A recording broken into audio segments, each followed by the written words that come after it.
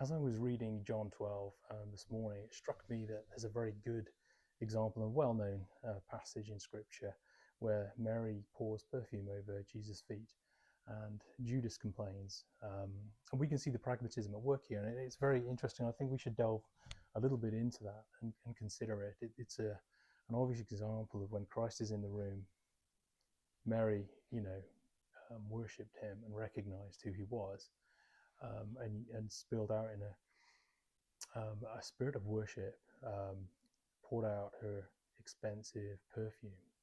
And it was Judas who picks up on this. And I'll just read this part. And he says, Judas Iscariot, one of his disciples who was going to betray him, said, "Why was this perfume not sold for 300 denarii and given to the poor?"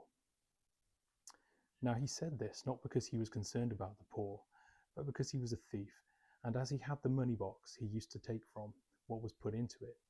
Therefore Jesus said, "Let her alone, so that she may keep it for the day of my burial." So what was the issue with Judas here? And how do we worship God in a way that doesn't just result in a pragmatic approach? Obviously Judas was being selfish. He was not regenerated by the Spirit. He was not yielding to Christ. He was a thief, and he continued in his theft even though Christ was in front of him. But how does this relate to us? Is there a pragmatism that we can use or rely on in our reasoning that doesn't allow us to worship Christ and worship God who is in the room whenever we have difficulty, whenever we've got a challenge, or if someone is asking us?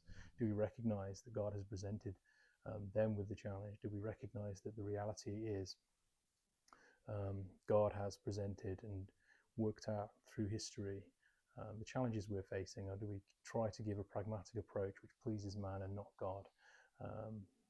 Have a think about it. I think this is a deeper passage. We're very familiar with it, but I think we can easily dismiss it because, well, Judas is obviously wrong, right? So we can dismiss him and push him away and say, well, I know the best. I know Mary's obviously right. But how do we apply this? And I'm intrigued as to what you might say. What might you think about a way to worship God that connects with how Mary did, and what might be practical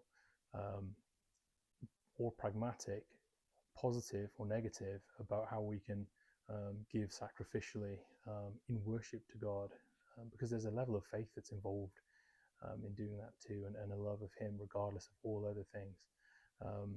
So beware of pragmatists in the church who want you to do what is, who are leaning on their own understanding.